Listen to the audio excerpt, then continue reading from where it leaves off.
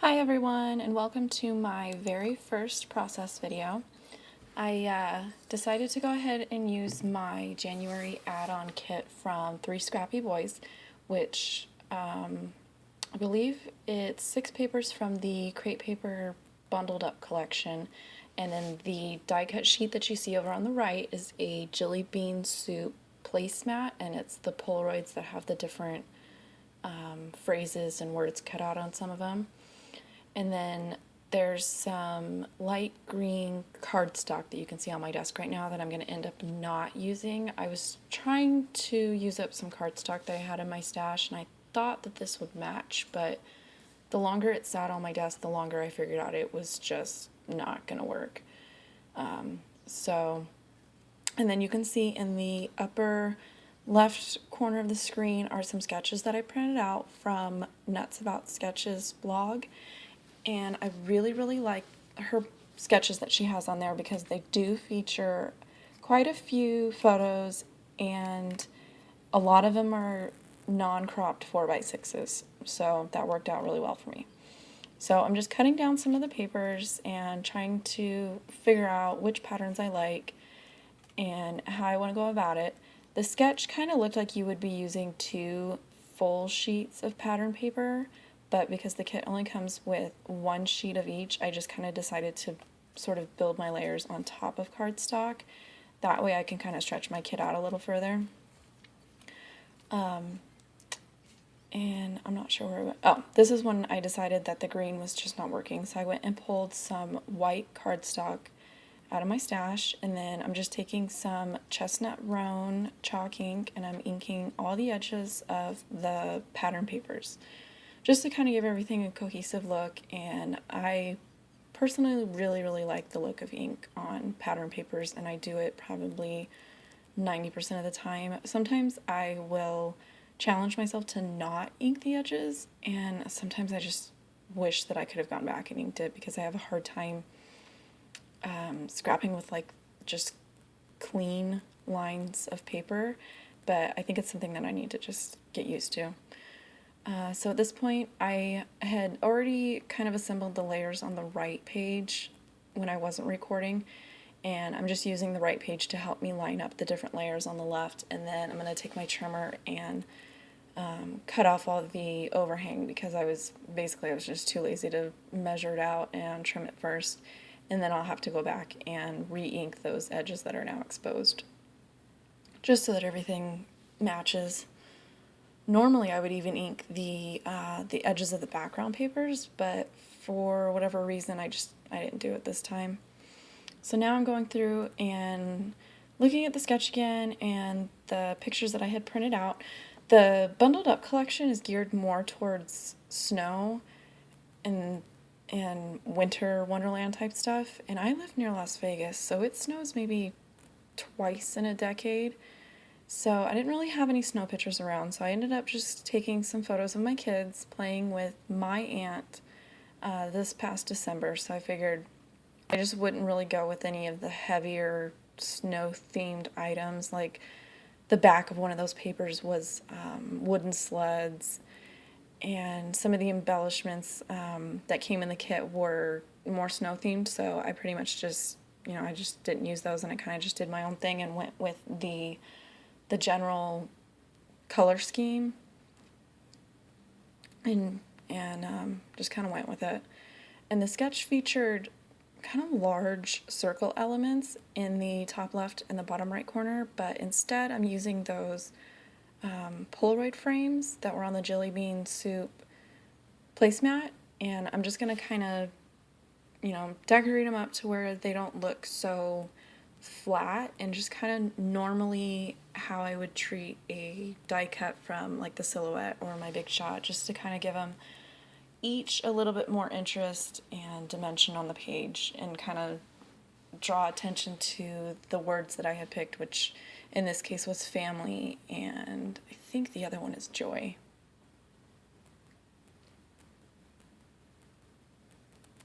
So at this point I'm just kind of taking a look and trying to see if I liked any of the papers to put behind the words, and I'm trimming down the ones that I did decide that I was going to use to fit behind the frame. And then I really wanted to just like a tone-on-tone pattern, so I went and got a Simple Stories 6x6 pad because I knew I had a scrap of this lighter color blue that matched almost perfectly with this collection. So I just pulled it out, and I'm going to cut 2 of them to use. And I really like the lighter tone-on-tone for stamping. So I went ahead and pulled out some stamps that I had already set aside and were in my December daily pile. And then I kind of had a look through some of the other Technique Tuesday stamps that I had and pulled out a couple just in case I changed my mind on what I wanted to stamp. But I ended up mostly using this one stamp set. I'm not even sure what the name of it is right now. I'd have to go back and look. I don't even think that one that I just set aside I didn't even open. I thought for sure I'd use it, but I kind of found that the words were just too big. So I'm just kind of using the little Polaroid frame to figure out how I want to lay things out. And then I'm having a look through my ink pads to figure out what color do I want to stamp everything.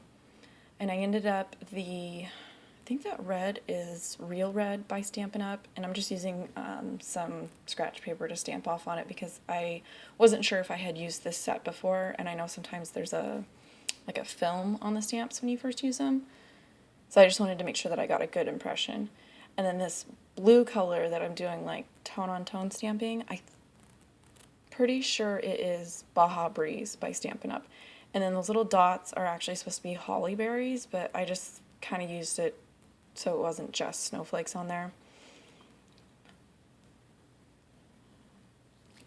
And then now I just wanted to add little stamping on the bottom edge of that Polaroid frame, and that craft color is Crumb Cake, I want to say, by Stampin' Up. And then I didn't have the right color green in a stamp pad, so I just pulled out my markers, and I believe that one is like Green Garden or Garden Galore, something involving the word garden. And I just colored on it, stamped it, and then I used the Real Red color again on the holly berries, and I actually used them as holly berries this time. And then I took a punch, and I know it's from Stampin' Up, but I think it's like a jewelry tag punch or tiny tag punch. I can't remember what the name of it is, but I'm just punching that out just as like an added element to the little frame that I had already stamped. And I'm just poking a hole through it, and then I'm going to use just some thin crochet twine to tie around the frame a couple times and secure that tag to it, just to kind of help give it a little bit of dimension without it being like really bulky on the page. And I just used some Scotch tape on the back to kind of hold the twine in place so that I could tie it. And then I'm going to take a little piece of foam, like dimensional foam, underneath the tag to kind of hold it still. Oh, and I did ink the edge of the tag and the Polaroid frames and everything that was going on those too, just to help it sort of look cohesive with the layout.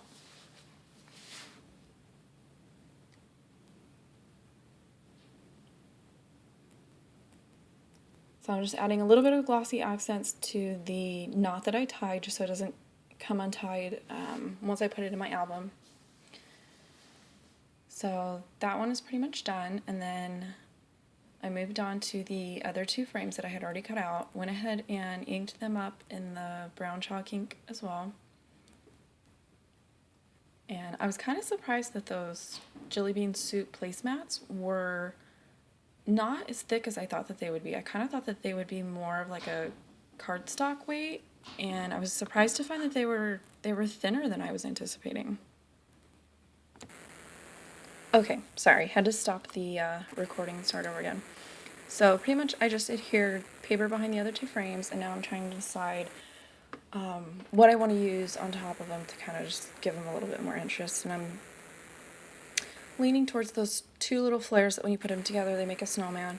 Even though I wasn't really doing snow themed, I don't know, they were too cute that I could not put them on the layout, and I had a second set of the flare that I had already purchased from my December daily, so I felt like a splurge and use them. And then these little wood veneer snowflakes actually came out, they were like the offcuts to a little like wood veneer card embellishment thing that came in the kit. Gosh, I want to say they're Cosmo Cricket, but I'll definitely post a link back to the kit that I used that lists the different embellishments that came in it, just because I don't have the information right in front of me. So the 2 strips that I had cut earlier, I just went ahead and punched them with like a wavy, scallopy, cloud-looking border punch, and then I went ahead and inked those 2, and then just attaching them to the very bottom of the layout where the sketch showed an extra layer of paper. And then I'm just kind of laying out the different Polaroid frames to figure out where I want them and where I'm going to put the photos. And I had taken a picture on my cell phone, so I was just going back and looking to kind of see if I could get them back on there. Oh, these are the coordinating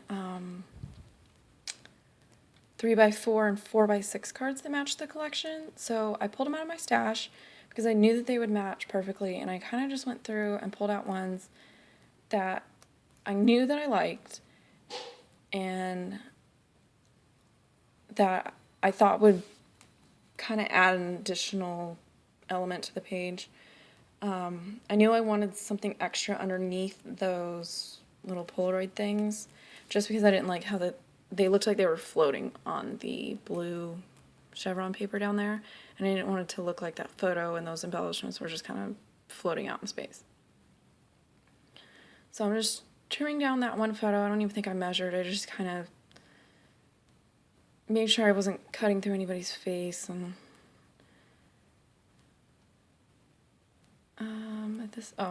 this one I'm trying to figure out what to put behind the words. I didn't like how they looked with the background paper kind of showing through. It was kind of hard to read the words, and I had this red wood grain washi tape that I had won online somewhere.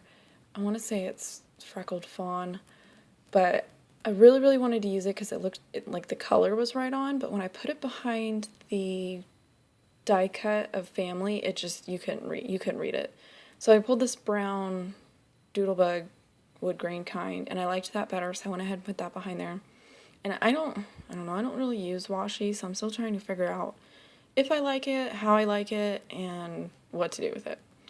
So I went ahead and inked the 3x4 card, and I'm not sure what I'm looking for at this point. Oh, I went ahead and stuck some washi tape on there too, and then I'm just putting that over there on the edge, and then I'm just going to kind of have the Polaroid frames stacked right there.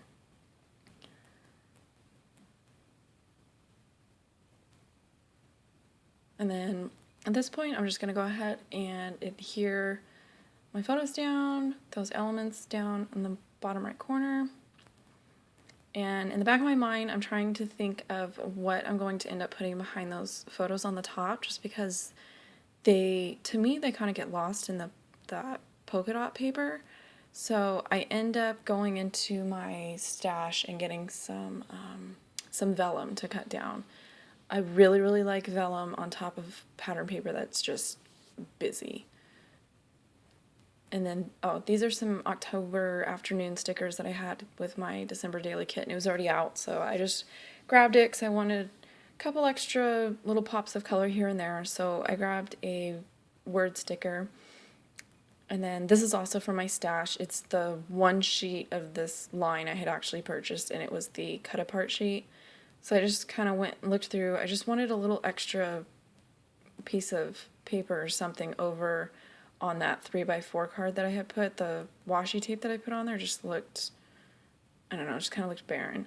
So I went ahead and cut out this little like light brown wood grain piece that was on there, and then inked that up, and then I'm going to go ahead and take another one of those Technique Tuesday stamp sets, and there was a phrase on there like celebrate this December day, but it was long, so I knew it wasn't going to fit. So I went ahead and just inked up the first 2 words and did it on two lines. So the first two words on the top line and the second two words on the bottom line. And some of it hangs off the edge, and didn't really bother me. It was just I needed something down there, and none of the October afternoon stickers were really working, and I didn't want any of the bulkier embellishments that I had, like the extra wood veneer, the other flares and stuff. So, this is when I had figured out that I was going to go ahead and use vellum to make the photos stand out a little better. And I went ahead and inked the vellum too. You can barely see it, but it does help it sort of stand out off of that polka dotted paper. And I'm going ahead and putting my pictures on the vellum first so that I can go ahead and flip it over and put the adhesive behind the photos, and you won't see any of it showing through the vellum. And then I'm just going to trim off that overhang and ink the last little edge there. And I thought about using those tags, but I don't know, the right page was just getting kind of busy, but at the same time I knew I wanted something up by those photos. So I pulled out some stickers that were also from my December daily stash, and I went ahead and cut off a piece of that little light blue, like rickrack type sticker, and I'm just going to end up tucking it behind that photo. And it was kind of getting lost, so I went ahead and just took another piece of that brown wood grain washi and stuck it up there along with the sticker. And I moved that thing so many times. I don't know how you guys use washi without second guessing yourself. Like, I don't know what to do with it. So now I've moved on to the left page, and for some reason I almost always work this way. I almost always do the right page first and then move to the left, and I'm not sure why. Even if it's a kit where you follow the directions and you know what it's going to look like, I almost always do the right page first. So I went ahead and inked up that vellum, put my photo down so I could put the adhesive behind the vellum, and punching that border so that it matches and it goes across both pages. And I'll ink that up and go ahead and put adhesive on it and put that down too. And you can't see the sketch anymore, you can just barely see it, but there was another layer across the bottom, so I just figured this was the easiest way that I could add a little bit of color down there, a little bit of interest, and kind of cover up that gap that I had left. And now, trimming down my photos, not measuring, just kind of cutting out parts of the photo that, I don't want or don't need, and then once I have them cut down, figure out which one needs to be cut down just a little bit more so I can get all three of them across the bottom with a little tiny bit of breathing room between them. Mostly just because that's how I had done the photos that were side by side on the right. So I'm just going to go ahead and adhere those down, and I'm using my the sleeve of my sweater to wipe off the fingerprints on there. And that one I got a little far apart, so I just had to pull it up and move it. And I'm just trimming off that extra vellum that was hanging over the edge.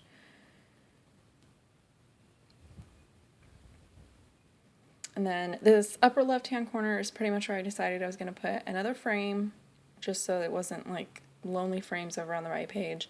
And then I'm going to go ahead and put my title and journaling over on the left page.